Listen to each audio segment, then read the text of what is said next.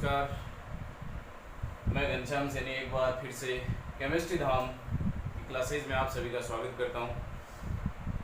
आज अपन एक महत्वपूर्ण बिंदु एरोमेटिसिटी को लेकर चर्चा करेंगे। यह एरोमेटिसिटी वैसे तो 11th में है, लेकिन 11th की बजाय यह IIT और नीट साथ ही अन्य जो कंपटीशन एग्जाम्स होते हैं उन सभी के लिए बहुत ज़्यादा महत्वपूर्ण है। तो अपन एरोमेटिसिटी की चर्चा करें कि भाई कोई कंपाउंड्स है, अपन बिना किसी देरी के बिना किसी रुकावट के इसको शुरू करने जा रहे हैं। कोई भी कंपाउंड है 3 प्रकार का हो सकता है, या तो वो एरोमेटिक हो सकता है, या एंटी एरोमेटिक, या फिर नॉन एरोमेटिक। ये 3 में से किसी न किसी एक प्रकार का वो आवश्यक रूप से होगा। तो पहले अपन इस एरोमेटिसिटी की बात करते हैं कि एरोमेटिसिटी बना है एरोमा से। एरोमा का मतलब होता है गंध, यानी इन कंपाउंड्स में विशेष प्रकार की गंध पाई जाती है। इस आधार पर इसे एरोमेटिसिटी कहा है। अपन ज्यादा कुछ इसमें नहीं उलझेंगे, अपन सीधा कंपटीशन की बात करेंगे कि IIT नीट वगैरह जो भी एग्जाम्स हैं उनमें ये जो क्वेश्चंस आते हैं, और 11th क्लास में भी इसी प्रकार से पूछा जाता है, क्लासिफाइड करवाते हैं कि एरोमेटिक कौन सा है, एंटी एरोमेटिक कौन सा है। तो सीधा अपन चलते हैं यहाँ पर इस कंपाउंड के क्लासिफिकेशन पर कि कंपाउंड है वो इनमें से 3 प्रकार का हो सकता है। एरोमेटिक हो सकता है, एंटी एरोमेटिक हो सकता है और नॉन एरोमेटिक हो सकता है। सबसे पहली चर्चा कर रहे हैं अपन एरोमेटिक की। देखिए तीनों की अपन यहाँ आउटलाइन मैंने रख दी है अपने सामने। एरोमेटिक यौगिक, तो एरोमेटिक यौगिक वो होते हैं जो सबसे पहले, देखिए कुछ एक शर्तें हैं इनके लिए। पहली चीज, एरोमेटिक के लिए कंपाउंड का साइक्लिक होना जरूरी है, यानी यौगिक कैसा होगा, चक्रीय होगा। नंबर 2, चक्रीय के साथ साथ ही उसके जितने भी एटम हो वो प्लेनर होने चाहिए। ऐसा नहीं है कि सारे के सारे मतलब एक ही प्लेन में होने चाहिए, कोई प्लेन के बाहर नहीं होना चाहिए। और तीसरी और सबसे महत्वपूर्ण, उसके अंदर जो पाई इलेक्ट्रॉन है वो डीलोकलाइज्ड होने चाहिए, यानी विस्थानीकृत होने चाहिए। विस्थानीकरण का मतलब घूमते रहने चाहिए वो। और चौथा, जिसके लिए हक्कल का नियम जाना जाता है कि उसमें पाई इलेक्ट्रॉन हैं, डीलोकलाइज्ड हैं, लेकिन उनकी संख्या कितनी होनी चाहिए, हक्कल के नियम अनुसार उसकी संख्या होनी चाहिए 4n+2 पाई इलेक्ट्रॉन। यानी कोई भी ऐसा यौगिक जो चक्रीय हो, प्लेनर हो, और उस चक्रीय हो, प्लेनर हो और 4n+2 पाई इलेक्ट्रॉन उसके अंदर मौजूद हो और पाई इलेक्ट्रॉनों का विस्थानीकरण हो, तो वह यौगिक एरोमेटिक कहलाता है। यहाँ अब 4n+2 पाई, यहाँ n का मतलब होल नंबर, यानी 0 1 2 3 4 डैश आगे तक। इसका मतलब यहाँ n कोई कुछ नहीं है, n यहाँ नंबर है, 0 से शुरू है, होल नंबर पूर्ण 0 1 2 3 4। अब आप 0 रखें, जैसे 4n+2 पाई इलेक्ट्रॉन है, इसमें n की जगह पर अपन 0 रखते हैं, तो n 0 रखें तो पाई इलेक्ट्रॉन कितने हो गए, 2। फिर n की जगह पर रखें अपन 1, तो यहाँ n की जगह 1, तो 4 है, 1 से मल्टीप्लाई हो गए 4, 2 ऐड हुआ 6, तो 6 पाई इलेक्ट्रॉन। n की जगह रखें अपन 2, तो 4 × 2 8 + 2 10। तो ये रहे अब पाई इलेक्ट्रॉन की संख्या, यानी वे कंपाउंड जो चक्रीय है, पाई इलेक्ट्रॉन डीलोकलाइज्ड है, प्लेनर है, और जिनमें इतने इतने पाई इलेक्ट्रॉन हैं, 2 हैं, 6 हैं, 10 हैं एटसेट्रा, वो यौगिक एरोमेटिक होते हैं। और एरोमेटिक यौगिक को जलाने पर धुआं सैधूम जलते हैं, वो धुआं सहित जलते हैं, धुआंधार ज्वाला के साथ में वो जलते हैं। तो धूम्र परीक्षण भी अपन इनका करते हैं। जैसे अपन इसका सबसे सिंपलेस्ट एग्जांपल लेते हैं अपन बेंजीन। बेंजीन की अपन बात करें तो इसमें 3 पाई बॉन्ड हैं, एक पाई ये रहा, दूसरा पाई ये और तीसरा पाई ये। 3 पाई बॉन्ड का मतलब 6 पाई इलेक्ट्रॉन। 6 पाई इलेक्ट्रॉन का मतलब ये क्या हो गया, एरोमेटिक हो गया। अपन एक अलग एग्जांपल लेते हैं, यहां मैंने कैटायन पॉजिटिव कर दिया है, अब इसमें कितने पाई बॉन्ड है, 1 है। डीलोकलाइजेशन संभव है, ये इधर शिफ्टिंग पॉजिटिव यहाँ आ जाएगा, ये शिफ्टिंग पॉजिटिव, इसका मतलब ये पाई इलेक्ट्रॉन है वो डीलोकलाइज होता रहेगा। तो इस प्रकार इसमें पाई इलेक्ट्रॉन कितने, 2, यानी 1 पाई बॉन्ड है, इसका मतलब 2 पाई इलेक्ट्रॉन हो गए, तो 2 पाई इलेक्ट्रॉन वाला क्या होता है, एरोमेटिक होता है। तो इसकी पहचान अपन आसानी से इस प्रकार से कर पाते हैं। ये तो हो गया अपना साहब एरोमेटिक कंपाउंड। आगे चल करके अपन इन तीनों के ही अलग अलग एग्जांपल लेंगे तो और ज्यादा क्लियर हो जाएगा। तो एरोमेटिक के लिए फटाफट समराइज कीजिए, हक्कल के नियम का पालन करता हूं। हक्कल का नियम क्या है? वे यौगिक जो 4n+2 पाई इलेक्ट्रॉन रखते हो, प्लेनर हो, पाई इलेक्ट्रॉन विस्थानीकृत हो और चक्रीय हो, वे एरोमेटिक होते हैं। फिर लेते हैं अपन एंटी एरोमेटिक और नॉन एरोमेटिक। अगला है अपना anti aromatic. Anti aromatic compound क्या होंगे? इनमें डिलोकलाइजेशन होगा, डिलोकलाइजेशन तो होगा यानी पाई इलेक्ट्रॉनों का विस्थानीकरण होगा, लेकिन पाई इलेक्ट्रॉन की संख्या कितनी होगी? 4n पाई इलेक्ट्रॉन होंगे, यानी यहाँ +2 वाला सिस्टम नहीं रहेगा, हक्कल का नियम नहीं रहेगा। यहाँ पर जैसे 4n, n वहां n यहाँ पर 0 तो होगा नहीं, 0 होते तो मामला ही 0 हो जाएगा। n = 1 2 3 4 डैश डैश, या नेचुरल नंबर होंगे, प्राकृत संख्याएं जो भी हैं। तो n की जगह पर हम रखें 1 तो वैल्यू आ जाएगी 4, 2 रखें तो 8, 3 रखें तो 12। इतने पाई इलेक्ट्रॉन जिसमें हैं और जिसके अंदर ये पाई इलेक्ट्रॉन डिलोकलाइज्ड हो रहे हैं वो कहलाते हैं एंटी एरोमेटिक। जैसे अपन लेते हैं ये साइक्लोब्यूटाडाइन, ये है साइक्लोब्यूटाडाइन, बिल्कुल डिलोकलाइजेशन होगा। और पाई बॉन्ड कितने? 2 पाई बॉन्ड हैं। 2 पाई बॉन्ड का मतलब 4 पाई इलेक्ट्रॉन हो गए। तो 4 पाई इलेक्ट्रॉन मतलब 4n पाई इलेक्ट्रॉन को फॉलो कर रहा है, डिलोकलाइजेशन है, तो ऐसे कंपाउंड है एंटी एरोमेटिक कंपाउंड। अब बात करते हैं अपन तीसरे प्रकार के कंपाउंड की, जिन्हें अपन नॉन एरोमेटिक श्रेणी में रखते हैं। देखिए कई दफा बहुत बार अपन कंफ्यूज होते हैं, एंटी एरोमेटिक नॉन एरोमेटिक ये दोनों अपन एक ही समझ लेते हैं, लेकिन ऐसी गलती कभी नहीं होनी चाहिए। यहाँ पर बिल्कुल पूरी की पूरी जहां पर भी संभावना होगी मैं आपको क्लिक करवाऊंगा कि यहाँ पर अपन गलती करते हैं, वो गलती नहीं होनी चाहिए। पहली चीज, नॉन एरोमेटिक कंपाउंड एसाइक्लिक होंगे, हो सकते हैं, वे अलग अलग हैं। जो एसाइक्लिक कंपाउंड है वो नॉन एरोमेटिक होते हैं। एक नंबर। इसका मतलब ये नहीं है कि साइक्लिक सारे ही या तो एंटी एरोमेटिक होंगे या एरोमेटिक होंगे, नहीं, साइक्लिक भी नॉन एरोमेटिक होते हैं, लेकिन एसाइक्लिक जितने भी हैं वो सारे क्या हो गए? नॉन एरोमेटिक हो गए। नंबर 2, पाई इलेक्ट्रॉन हो, उसमें डिलोकलाइजेशन हो, लेकिन वो पाई इलेक्ट्रॉन कितने हो? विषम संख्या में, ओड पाई इलेक्ट्रॉन हो, ओड नंबर ऑफ पाई हो, तो उसे अपन कहेंगे कि ये कैसा है? नॉन एरोमेटिक है। और तीसरा और सबसे महत्वपूर्ण, ऐसे कंपाउंड भी आपको देखने को मिलेंगे जिसमें 4n इलेक्ट्रॉन होंगे, 4n पाई इलेक्ट्रॉन या 4n+2 पाई इलेक्ट्रॉन होंगे। हो सकते हैं 4n होंगे तो अपना ध्यान आएगा एंटी एरोमेटिक पर, 4n+2 पाई इलेक्ट्रॉन होंगे तो अपना ध्यान जाएगा एरोमेटिक पर, लेकिन नहीं, 4n2+ एरोमेटिक और एंटी एरोमेटिक नहीं, इनके लिए जरूरी शर्त है डिलोकलाइजेशन, और नॉन एरोमेटिक में ये डिलोकलाइजेशन नहीं होगा। यानी 4n इलेक्ट्रॉन हो सकते हैं, 4n+2 पाई इलेक्ट्रॉन हो सकते हैं, 4n पाई इलेक्ट्रॉन ही है यहाँ पर, 4n पाई इलेक्ट्रॉन हो सकते हैं, 4n+2 पाई इलेक्ट्रॉन हो सकते हैं, लेकिन वो यदि डिलोकलाइज्ड नहीं है यानी विस्थानीकृत नहीं हो रहे हैं, उस स्थिति में वो है नॉन एरोमेटिक। और यदि वो डिलोकलाइज्ड हैं, विस्थानीकृत हो रहे हैं, तो फिर 4n वाले तो एंटी एरोमेटिक कहलाएंगे और 4n+2 वाले एरोमेटिक कहलाएंगे। अब इन तीनों को बांट दिया साहब अपन ने, इन तीनों में साथ ही साथ स्थायित्व की चर्चा भी कर लेते हैं। सबसे ज्यादा स्थायी होता है एरोमेटिक, वो इसलिए कि स्थायी किस वजह से हो गया? पाई इलेक्ट्रॉनों के विस्थानीकरण से जो अनुनाद उत्पन्न हो गया था उससे इसमें स्थायित्व आ जाता है। इससे कम स्थायी होता है नॉन एरोमेटिक, यानी नॉन एरोमेटिक कहाँ है?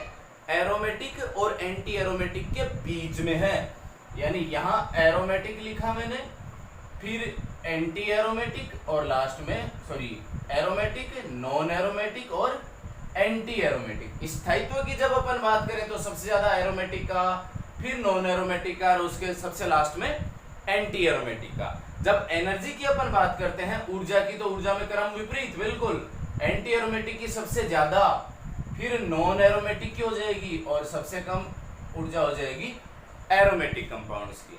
तो इस प्रकार से अपन ये यहाँ मेरा समझाने का तात्पर्य ये है, जैसा अपन कल चर्चा कर रहे थे कि भाई अपना पूरा फोकस अभी 11th 12th के साथ साथ IIT और नीट की परीक्षा पर भी रहेगा।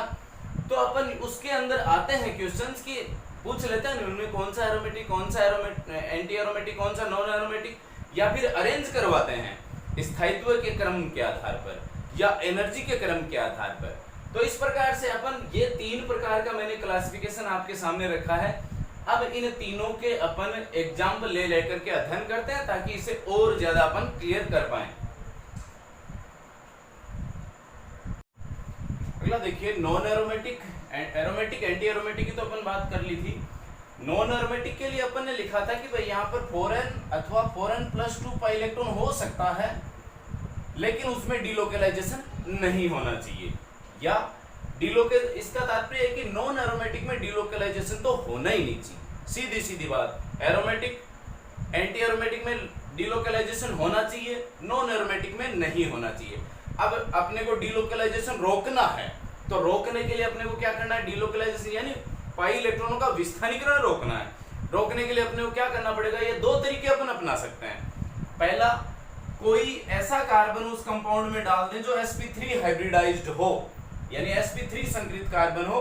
उस स्थिति में पाई इलेक्ट्रॉन डिलोकलाइज्ड नहीं हो पाएगा, रुक जाएगा।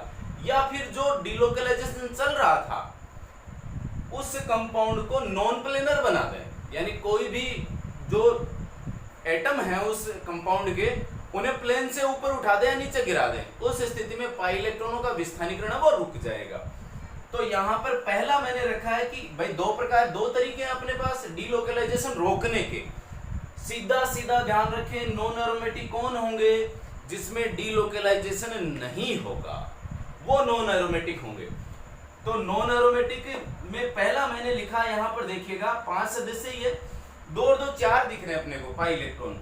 अब 4 पाई इलेक्ट्रॉन दिख रहे हैं, 4 पाई इलेक्ट्रॉन का मतलब कैसा होना चाहिए, ये एंटी एरोमेटिक होना चाहिए, 4n का पालन कर रहा है। लेकिन क्यों नहीं है, क्योंकि यहाँ पर पाई इलेक्ट्रॉनों का डिलोकलाइजेशन नहीं है, क्योंकि यहाँ पर क्या आ गया, एक sp3 हाइब्रिडाइज्ड कार्बन आ गया, यानी ये कार्बन है, इसकी चारों संयोजकताएं सिग्मा बॉन्डेड। और इसका संकरण में मैंने आपको पढ़ाया था कि ऑर्गेनिक कंपाउंड के संकरण कैसे निकालते हैं, डायरेक्ट सिग्मा बॉन्ड काउंट करो। तो ये sp3 हाइब्रिडाइज्ड कार्बन हो गया, इसकी वजह से यहाँ पर डिलोकलाइजेशन रुक जाता है। ऐसा का ऐसा यहाँ पर 7 सदस्य जो दिखा रखा मैंने, ये वाला कार्बन भी क्या हो गया, sp3 हाइब्रिडाइज्ड कार्बन हो गया। फलस्वरूप ये भी कैसा हो गया, इस स्थिति में ये भी नॉन एरोमेटिक हो गया है। हालांकि देखें इसमें 4 इलेक्ट्रॉन है, 4 पाई इलेक्ट्रॉन होने की वजह से ये एंटी एरोमेटिक होना चाहिए था। इसमें 6 पाई 3 पाई बॉन्ड है, मतलब 6 पाई इलेक्ट्रॉन की वजह से ये एरोमेटिक होना चाहिए था, लेकिन ना तो ये एरोमेटिक है ना ये एंटी एरोमेटिक है, और दोनों ही क्या हैं, नॉन एरोमेटिक हैं। विशेष ध्यान से 6 पाई इलेक्ट्रॉन से एरोमेटिक होना चाहिए, लेकिन sp3 कार्बन की वजह से डिलोकलाइजेशन रुका, और रुकने से क्या बन गया, नॉन एरोमेटिक। 4 पाई इलेक्ट्रॉन की वजह से एंटी एरोमेटिक होना चाहिए था, लेकिन डिलोकलाइजेशन रुका, रुकते ही हो गया ये नॉन एरोमेटिक। तो दोनों के दोनों हो गए नॉन एरोमेटिक। अब अपन आते हैं, दूसरा तरीका है डिलोकलाइजेशन रोकने का, विस्थानीकरण रोकने का, या पाई इलेक्ट्रॉनों को घूमने से रोकने का, वो है कंपाउंड को नॉन प्लेनर बना दो। तो नॉन प्लेनर यहाँ पर देखिए एट एनुलिन अपन इसको कह रहे हैं। यहाँ देखिए 1 2 3 4 5 6 7 8 कार्बन से निर्मित है ये एट एनुलिन। इसमें पाई इलेक्ट्रॉन भी कितने हैं, 8 हैं। पाई बॉन्ड 4, तो पाई इलेक्ट्रॉन 8 वाले क्या होंगे, 8 पाई इलेक्ट्रॉन वाले होते हैं एंटी एरोमेटिक, 4n का पालन करते हैं, लेकिन यह एंटी एरोमेटिक नहीं है। क्यों, अब आप लोग कहोगे कि भाई ये तो दिख भी रहा है प्लेनर, भाई ये इलेक्ट्रॉन यहाँ हो गया, ये यहाँ हो गया, ये यहाँ हो गया, ये यहाँ हो गया, तो डिलोकलाइजेशन दिख रहा है अपने को, लेकिन एक्चुअल में एट एनुलिन की संरचना ये नहीं होती, बल्कि इसकी संरचना होती है टब सेप। इसकी संरचना हो जाती है टब सेप। टब सेप का मतलब जो एक प्लेन में नहीं रहते हैं ये तो ये जो 8 कार्बन है, ये 8 कार्बन कुछ इस रूप में रहते हैं कि इनकी संरचना हो जाती है टब सेप। टब सेप्ड होने की वजह से पाई इलेक्ट्रॉनों का डिलोकलाइजेशन रुक जाता है, यानी पाई इलेक्ट्रॉन विस्थानीकृत ही नहीं हो पाते, और जब विस्थानीकृत नहीं हो पाते हैं उस स्थिति में यह एंटी एरोमेटिक की बजाय क्या बन गया, नॉन एरोमेटिक बन गया है। तो यहां पर एंटी एरोमेटिक से नॉन एरोमेटिक अधिक स्थायी होता है, इसका मतलब एंटी एरोमेटिक की तुलना में अब इसे अपन कहते हैं नॉन एरोमेटिक, उसकी तरफ ही शिफ्ट हो रहे हैं। एंटी एरोमेटिक है वह नॉन एरोमेटिक की तरफ शिफ्ट होता है, नॉन एरोमेटिक की कोशिश होती है वह एरोमेटिक की तरफ शिफ्ट हो। तो लीजिए इस नॉन एरोमेटिक, मेरे ख्याल से यहाँ पर नॉन एरोमेटिक में आपको किसी प्रकार की समस्या नहीं होगी। नॉन एरोमेटिक का सीधा रामबाण इलाज है डीलोकलाइजेशन रोक दो, चाहे 4n का पालन करता हो, चाहे 4n+2 का पालन करता हो या एसाइक्लिक हो। एसाइक्लिक तो अपने आप ही नॉन एरोमेटिक है, बाकी यदि 4n+2 भी है तो भी उनका डीलोकलाइजेशन रोकिए, नॉन एरोमेटिक वो बन जाता है। डीलोकलाइजेशन रोकने के अपने पास दो तरीके, sp3 हाइब्रिडाइज्ड कार्बन डालिए अथवा नॉन प्लेनर बना दीजिए। लीजिए अगला एग्जांपल है नॉन प्लेनर का ही, 10 एनुलिन। 10 एनुलिन में 1 2 3 4 5 पाई बंद है। 5 पाई बंद का मतलब हो गया 10 pi electron. 10 pi electron, 10 pi electron हो गए। 10 पाई इलेक्ट्रॉन के हिसाब से जैसे 4n+2 पाई की बात करें अपन, तो n की जगह अपन रखे 2, तो 2 रखने पर ये हो गया 10 पाई इलेक्ट्रॉन। इसका मतलब कैसा होना चाहिए, 10 एनुलिन एरोमेटिक होना चाहिए, लेकिन क्या है ये नॉन एरोमेटिक। क्यों?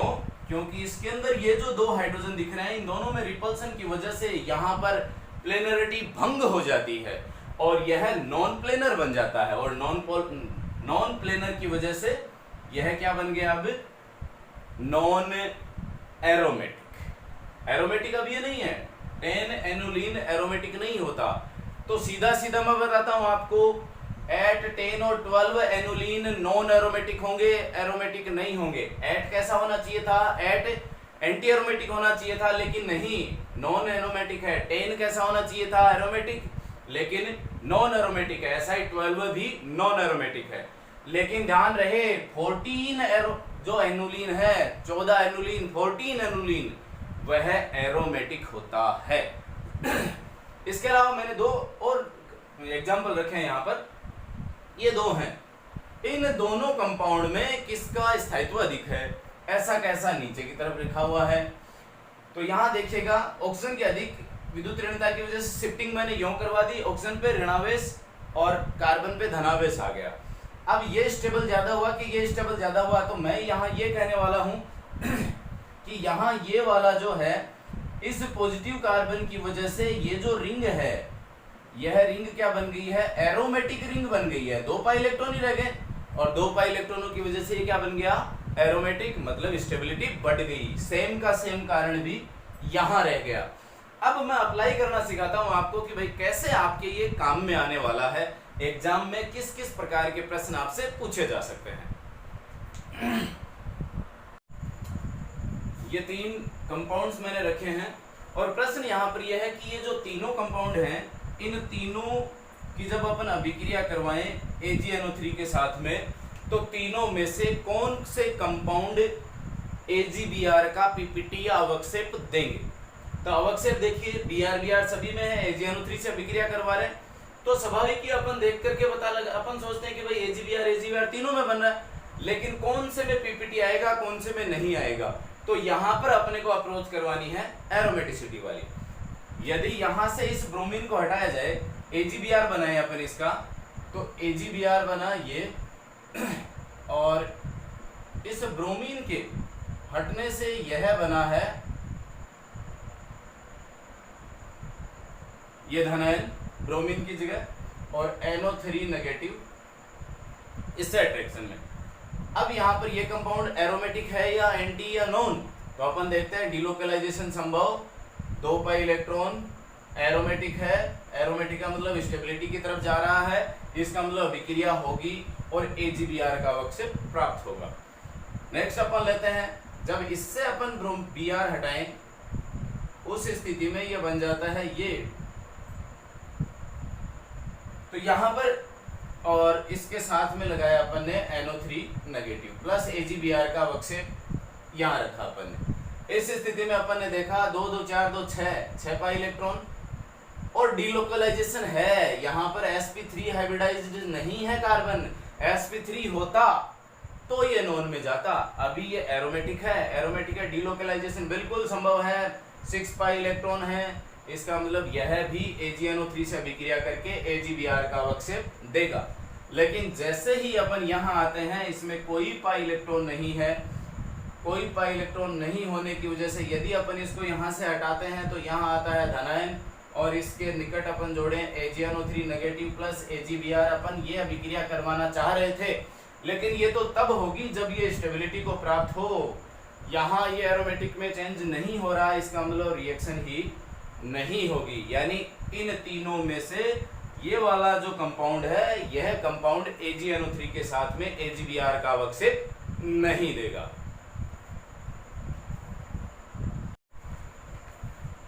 लीजिए तो 4 कंपाउंड के साथ में एक बार फिर से हाजिर हूँ। CH3CH2 पॉजिटिव ये नॉन एरोमेटिक हो गया, एसाइक्लिक है। जब इसकी अपन बात कर रहे हैं यहाँ पर, तो यह 5 सदस्य ही है और एक पॉजिटिव है, इसका मतलब डीलोकलाइजेशन संभव है। 4 पाई इलेक्ट्रॉन है, 4 पाई इलेक्ट्रॉन डीलोकलाइजेशन संभव, मतलब एंटी एरोमेटिक हो गया ये। और यहाँ पर अब ये आ गया क्वासी एरोमेटिक कंपाउंड, जिसमें 2 पाई इलेक्ट्रॉन डीलोकलाइजेशन संभव, मतलब ये हो गया एरोमेटिक। और ये ट्रोपालियम आयन जिसमें अपना है डीलोकलाइजेशन यहाँ पर भी संभव है, और इस डीलोकलाइजेशन की वजह से और साथ ही साथ इसमें 6 पाई इलेक्ट्रॉन की वजह से ये हो गया एरोमेटिक। तो अपने पास हो गए 2 तो एरोमेटिक हो गए, एक एंटी एरोमेटिक और एक नॉन एरोमेटिक। तो सबसे पहली अपन बात करें स्टेबिलिटी की, स्थायित्व में सबसे ज्यादा स्थायी कौन होगा? एरोमेटिक। अब एरोमेटिक हो गए साहब 2, तो यहाँ विशेष ध्यान रखने वाली बात है, जिसकी जितनी साइज बढ़ती जाएगी वह एरोमेटिक से नॉन एरोमेटिक की तरफ शिफ्ट होता जाएगा, साइज छोटी एरोमेटिक की तरफ शिफ्ट रहेगा।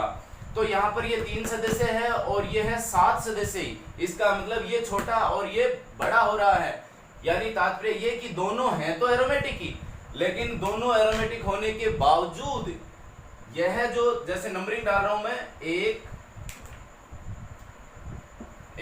2 3 और 4, तो 3 और 4 जो एरोमेटिक है उनमें से 3 सबसे ज्यादा स्थायी होगा और उसके बाद 4। हालांकि दोनों एरोमेटिक है, लेकिन दोनों में बड़ा आकार, इसका बड़ा आकार होने के कारण यह नॉन एरोमेटिक की तरफ शिफ्ट हो रहा है और यह एरोमेटिक है। तो दोनों, यद्यपि दोनों एरोमेटिक है, लेकिन 3 ज्यादा स्थायी है 4 से।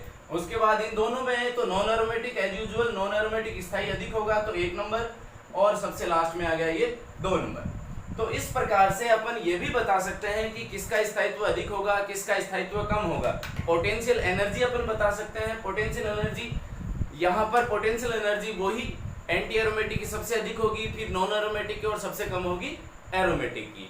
स्थायित्व इसका बिल्कुल विपरीत हो जाएगा। तो ये था आज का अपना टॉपिक, जो एरोमेटिक कंपाउंड, नॉन एरोमेटिक और एंटी एरोमेटिक्स को लेकर के था। इनसे संबंधित कोई भी अन्य समस्या हो तो कमेंट बॉक्स में जरूर लिखिएगा। जय हिंद, जय भारत।